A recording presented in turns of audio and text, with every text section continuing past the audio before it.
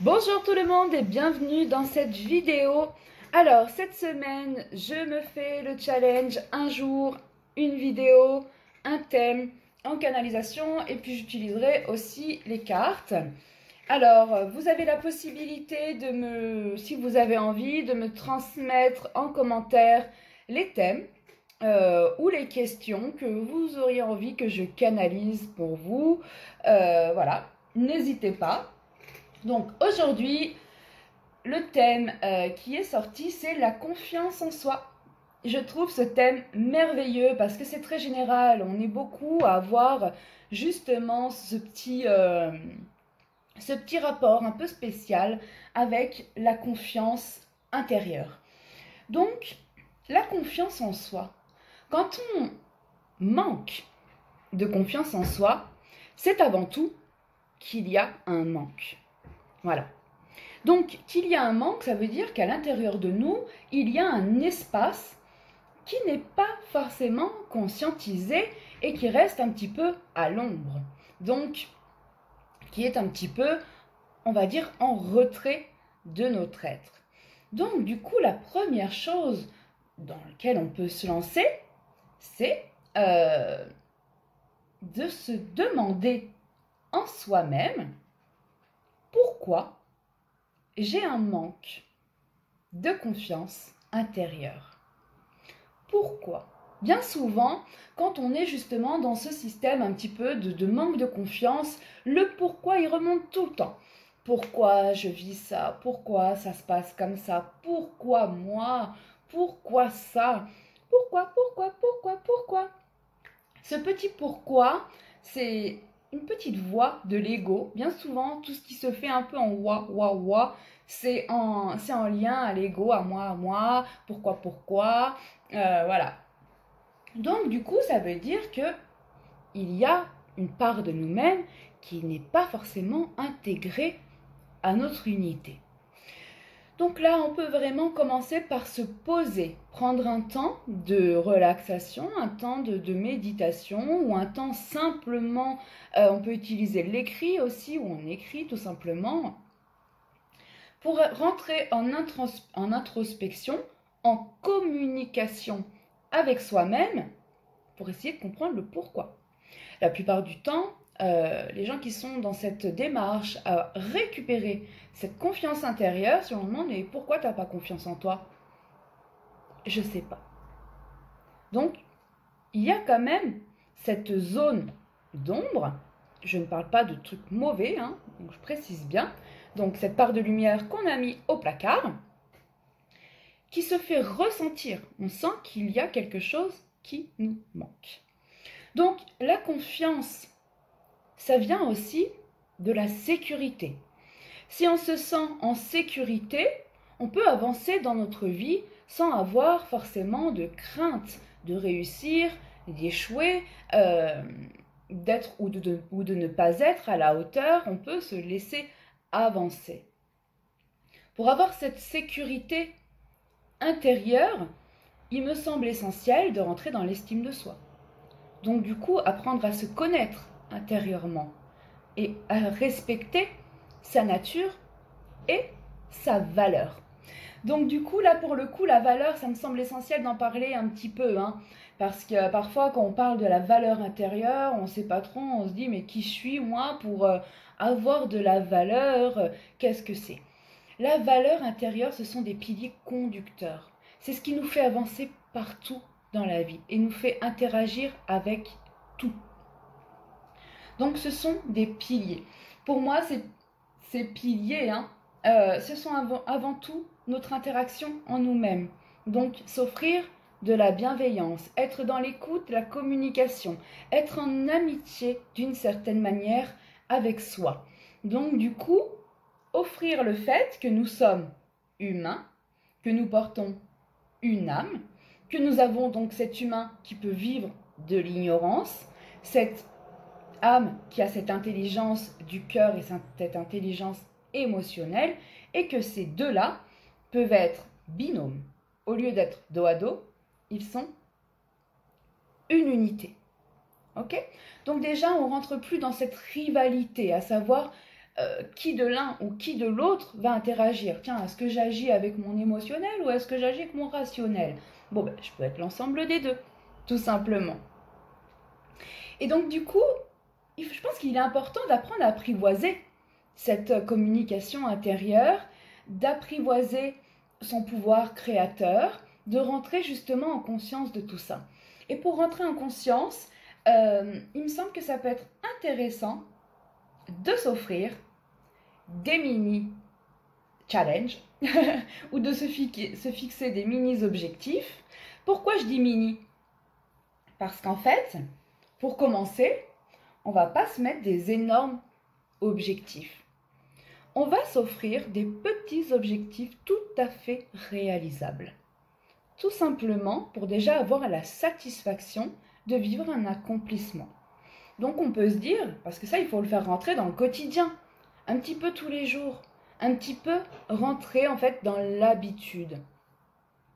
Dans cette habitude, du coup je pense que ça peut être intéressant de mettre des petites choses de la vie sur lesquelles on a tendance on va dire, à traîner ou qu'on a un petit peu de mal à se lancer. Bon, ben voilà, pour certains, ça va être la paperasse, pour d'autres, ça va être le rangement, pour d'autres, ça va être de sortir et de s'ouvrir, on va dire, un petit peu au monde. Il peut avoir énormément de choses. Donc, du coup, le matin, hop, on peut se poser et se dire, bon, aujourd'hui, je respire, je ressens en moi, hop, quel est mon objectif de la journée. Et puis, hop, on peut l'écrire, tac, tac, tac. Bon, ben voilà. Aujourd'hui, je vais trier telle pièce, hop, de ma maison. Je vais faire du rangement, tac, tac, tac, tac, tac. Aujourd'hui, bon, c'est voilà d'autres exemples. Hein. Je vais aller, par exemple, à la préfecture et puis je vais faire mon dossier, tout tralala. Aujourd'hui, je vais appeler cet ami. Ça fait très longtemps que je ne l'ai pas appelé. Je dis toujours que je le fais pas. Voilà, tac. Et ce que je mets dans ma liste, donc une case par jour, c'est très bien. Un objectif, c'est très bien. D'ailleurs, on peut même partir sur la semaine en mettant par exemple 4-5 et puis se dire, voilà, chaque jour, je coche et je valide mon objectif. Et du moment que je l'ai fait, c'est parfait. Je peux être satisfait de moi-même, je peux être content et du coup, je peux m'offrir, on va dire, cette bienveillance et cet accompagnement. Parce que du coup, il y a vraiment, pour avoir cette confiance, accueillir toutes nos petites victoires, de la plus petite à la plus grande, à chaque fois, célébrer ce qu'on fait. Donc du coup, quand je dis célébrer, on n'est pas obligé d'organiser une fiesta, mais par contre, en soi, on peut vraiment le reconnaître, dans le sens, non mais là, j'ai validé mon objectif, par exemple, j'ai débarrassé ma pièce, je me suis mis dedans et tout, j'ai fait du tri, mais bravo! Mais je suis contente et je peux laisser remonter toute cette énergie, toute cette sensation et me baigner dans la satisfaction en me disant, ben ouais, cool, je suis content. Et j'accueille ce content, en fait, hein. J'accueille tout ça. Et puis, on peut même, parce que parfois, il y a ce rapport aussi avec la confiance au niveau du corps physique. Mais ouais, on est tous humains, mais on est tous différents. On a tous, nos caractéristiques physiques d'une certaine manière. Donc, forcément, quand on est un petit peu dans la comparaison et qu'on essaye de se jauger, et du coup, notre corps peut devenir vite un combat. Oh là là, là je me sens grosse, je m'aime plus. Voilà, je me sens ravagée parce qu'imaginons j'ai des boutons, j'ai des machins et tout, c'est très délicat. Et puis du coup, forcément, quand on est dans la négativité, on va dire à s'offrir tout simplement cette critique constante, c'est très délicat de s'ouvrir. C'est très délicat d'aller vers l'autre. Et même si l'autre va dire, oh, mais t'es merveilleuse, je t'adore. J'adore tes formes, j'adore justement ton visage qui est si atypique et original qu'au final je l'aime à fond. Et là il y aura quelque chose qui va dire, lui il se fout de ma gueule. Lui il essaye de m'embrouiller là. Je le crois pas. Je le crois pas. Mais pourquoi? D'une certaine manière, parce qu'on aura déjà nous-mêmes mis, ou plutôt coché, ces cases dans la négativité dans la critique. Voilà. Donc, là, vraiment, on a quelque chose de très simple qu'on peut mettre en place, hein, et c'est sa communication en se regardant dans un miroir. Parce que la plupart du temps, quand on rejette son corps, on ne veut plus se regarder. Ah oui, on va passer devant le miroir, on va tout faire, hein, tout, on va faire notre petit maquillage, on va se faire beau, voilà, les garçons vont passer leur temps à se brosser, tout le tralala, mais nos yeux ne vont pas se poser pleinement sur l'ensemble du corps. Il va observer le détail, il va peut-être grossir la chose, voilà. Donc du coup, on peut se poser devant son miroir et on peut prendre un temps justement où on se met dans une petite bulle d'amour, où on laisse remonter l'énergie, on se laisse plutôt s'accueillir. Donc du coup, comme si on regardait une personne étrangère, une inconnue. Donc une inconnue, on a très rarement ce jugement négatif en disant non, on est beaucoup plus dans la compassion. On est dans la compassion, on est dans la bienveillance, donc du coup, pour l'autre, on veut bien justement s'ouvrir à cette beauté originelle en se disant, ben voilà, il est comme il est, et ça en casse pas son charme. Et puis du coup, on peut faire pareil pour soi. S'observer, prendre un temps, comme si ce miroir était tout simplement le reflet de qui on est. Et donc, ben voilà, on prend un temps, et puis là aussi, on y essaye de faire rentrer dans le quotidien, et puis on s'offre de la verbalisation. Je suis unique, voilà. J'ai un corps particulier. Il est lié à qui je suis. J'apprends à m'aimer. Je reconnais ma beauté. Voilà.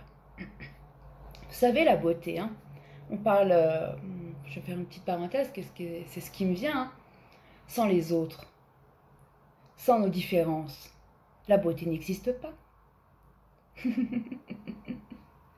Si on serait tous pareils, on serait pas beau, on serait juste semblables, c'est tout. Il y aurait pas de préférence puisqu'on serait tous clonés pareils.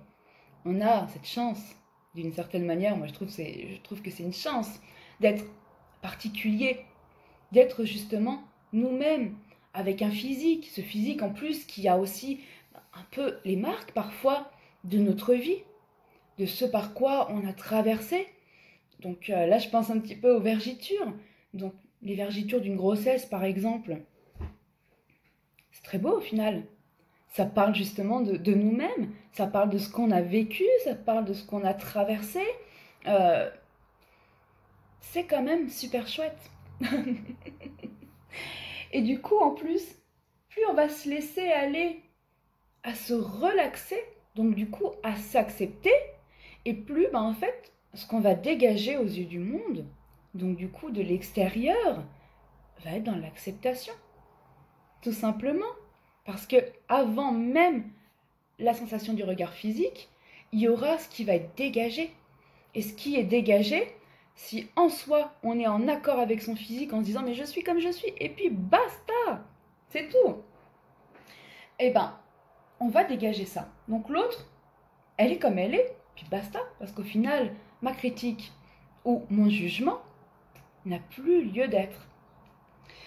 Et là, du coup, je suis en train de penser que il y a beaucoup de choses qui viennent et qui travaillent par rapport au mérite, par rapport à la confiance en soi.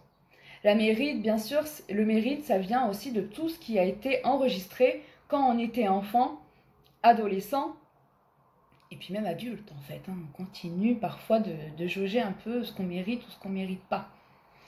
Donc, du coup, reprendre un petit peu que le mérite n'existe pas. Ce qui existe, c'est ce qu'on s'offre à soi-même. Donc, ce que l'on se donne. Ce qu'on accepte de recevoir.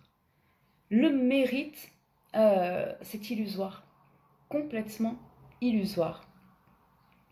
En fait, la vie, l'univers et tout le reste ne va pas nous juger sur ce qu'on mérite.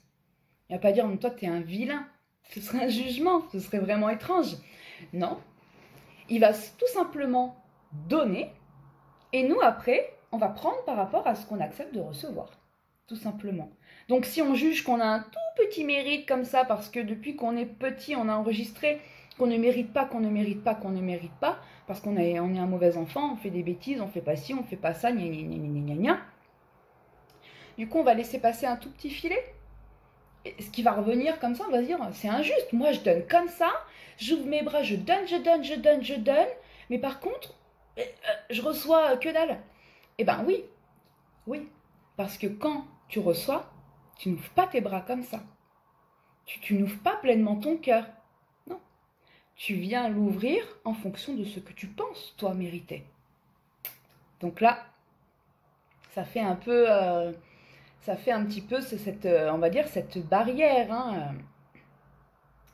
Donc du coup, ce mérite, la plupart du temps, il vient en plus jauger un petit peu, ou plutôt programmer, nos attentes. Là, je vais prendre vraiment un exemple qui me vient, qui est tout basique. Hein. Par exemple, on a un concours à faire. Le concours, c'est la pression.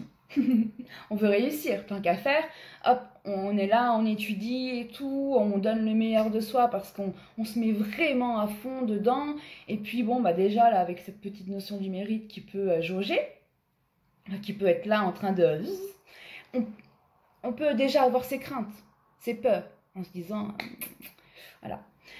Donc du coup, bah déjà là, on peut se valoriser en s'offrant en s'offrant tout simplement une communication positive. Hein. Tu peux y arriver, tu fais le meilleur de toi-même, donne-toi toutes tes possibilités.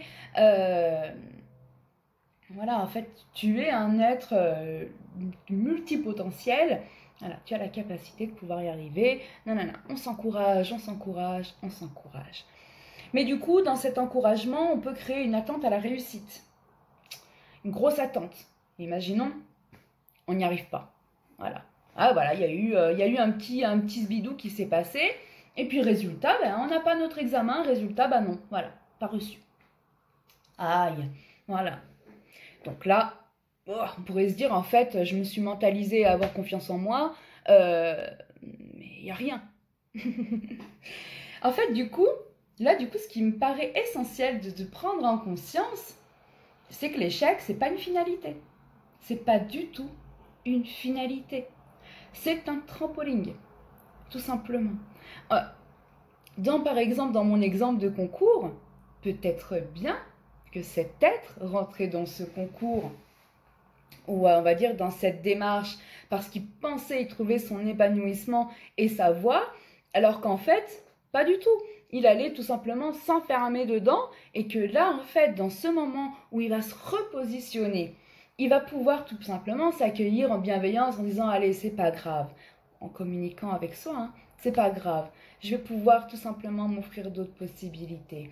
Je vais pouvoir recommencer ce concours. Si vraiment, par exemple, là, il y a quelque chose qui tiraille, je peux le recommencer. Tant pis, je me réinscris l'année prochaine. J'ai 1 an devant moi pour pouvoir y arriver. Donc, je peux m'offrir ce choix. Ou alors, se repositionner et dire, ben attends, je vais regarder mes options. Je vais regarder mes possibilités autour de moi. Et je vais pouvoir m'élancer vers une autre direction. L'échec, c'est pas une finalité. Comme la réussite aussi. Pas parce qu'on réussit qu'une fois, comme ça, tac, on y arrive et que c'est fini. Non, il y aura autre chose qui va arriver. La vie est un éternel mouvement.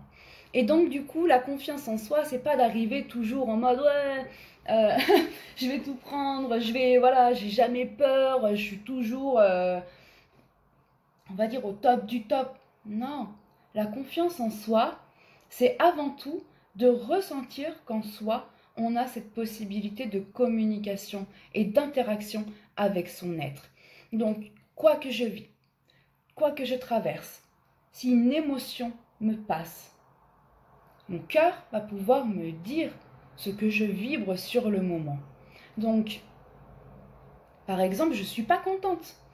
Je ne suis pas contente parce que là, il y a une personne qui est pleinement en train de bouffer ma limite de mon espace d'amour-propre. Donc du coup, ma confiance intérieure, donc du coup, ma communication interne, elle va me dire, une petite alerte là, comme ça, attention, attention, limite franchie, limite franchie.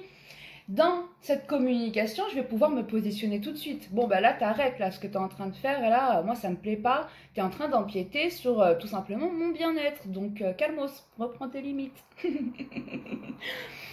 Donc, ça, c'est une sécurité.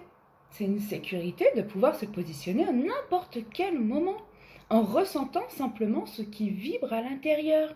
Ou, pareil, un autre exemple, là, on va tout simplement avoir une personne qui nous propose quelque chose et puis, offre-nous, on a trop envie. On a trop envie, on se dit, ouais, mais ça c'est trop, trop, trop, trop cool. Puis il y a la petite voix de l'ego qui vient et qui dit, non, mais attends, après là, tu vas pas être bien. Après, tu vas rester coincé si tu vas là-bas, tu te rends compte, tu dors là-bas, tu pourras pas rentrer chez toi.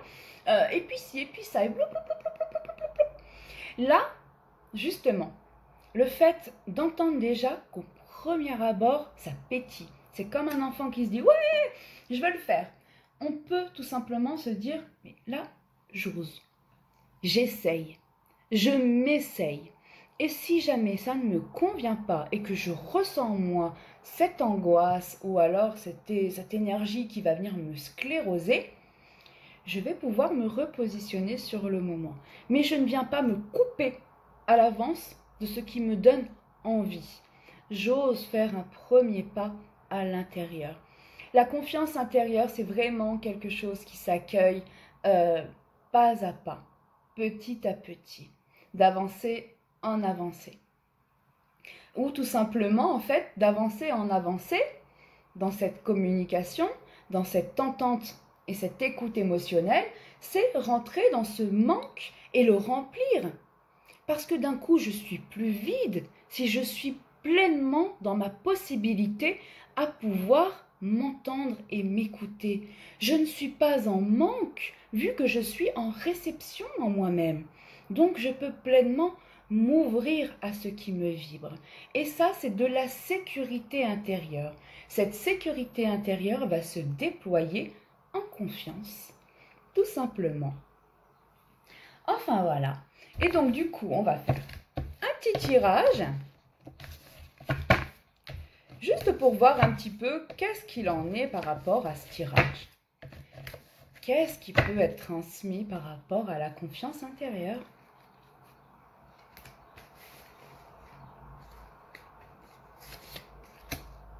Aïe, aïe, aïe, aïe, aïe, aïe. Je vous les montre, puis après on en parle. Alors, l'erreur.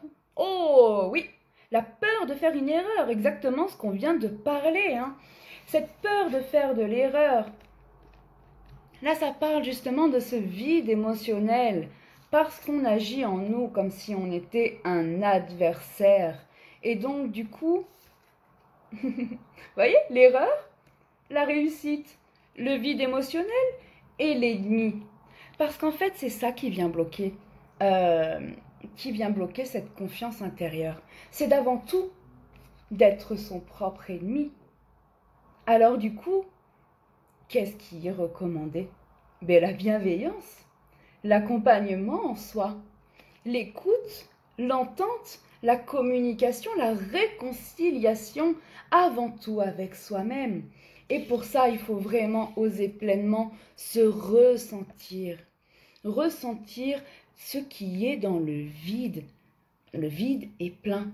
Donc du coup, aller à l'intérieur de ce manque pleinement et puis voir ce qui est. Est-ce qu'il y a un petit conseil par rapport justement à cet accueil du vide? Là, j'aimerais bien un petit conseil pour l'accueil du vide. Bon, en canalisation, la première chose que j'ai, c'est l'introspection. Et l'introspection, en fait, c'est des moments en intimité avec soi-même. C'est se parler complice, comme à une amie. C'est être vraiment dans cette complicité où on parle avec nos mots à nous. On sort vraiment ce qui vibre. Il n'y a pas de tabou. On se laisse aller à communiquer.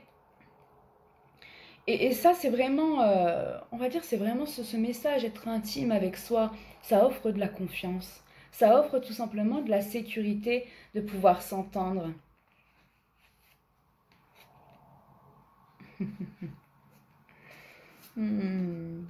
Sont tout doux.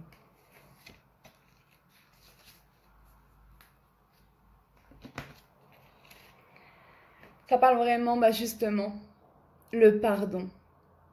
Se pardonner pour ces fois où on s'est vraiment mis au placard, pour ces fois où on s'est jugé, pour ces fois où on s'est malmené, où on a été tout simplement dans l'adversité avec soi. Hein. Et puis, s'offrir justement un renouveau. Donc, s'offrir de la douceur, s'offrir de l'entente, de la compassion, de la communication. Et là, dans cet esprit d'introspection, ça parle vraiment d'aller voir au niveau des racines. Parce qu'il y a beaucoup de choses, on parlait du mérite tout à l'heure, et là c'est vraiment ce qui me revient, il y a beaucoup de choses qui s'inscrivent par rapport au mérite, et le mérite, c'est quelque chose qu'on a vraiment appris aussi en tant qu'enfant. Hein. Là, t'as bien fait les choses, tiens, t'as une petite récompense. Ah, là, t'as mal fait, t'es puni. T'es puni. Donc là, ça parle de ça, mais ça parle aussi d'ancrage. Laisser justement nos racines s'ancrer et puis être un pilier en soi. Là, c'est ce que j'ai, c'est être un pilier, donc être une mère en soi, être un père en soi et s'autoriser à être l'enfant, un enfant adulte, mais un enfant en fait qui s'expérimente. Quand là j'ai un autre truc qui me vient et en fait souvent quand on est enfant, on sait qu'on a le droit d'apprendre. On a le droit d'apprendre, on a le droit de faire des bêtises, on a le droit de tout ça, on est enfant. Mais il vient ce jour où on est majeur, où on est adulte, et là on devrait être un produit fini. Un produit fini qui a déjà tout appris, qui a déjà tout compris, qui est juste dans le savoir. Non, on est la continuité de cet enfant. On continue d'apprendre, on continue tout simplement de se cultiver intérieurement, on continue de se découvrir et on peut vraiment accueillir qu'à l'intérieur de nous, nous sommes une mère bienveillante, nous sommes un père repère et nous sommes un enfant créateur. Donc du coup, un enfant qui va vivre. Donc voilà. Voilà pour cette petite vidéo. N'hésitez pas à me dire si ça vous parle. N'hésitez pas à rebondir s'il y a quoi que ce soit. Et à me transmettre vos thèmes si vous en avez envie. Bonne journée!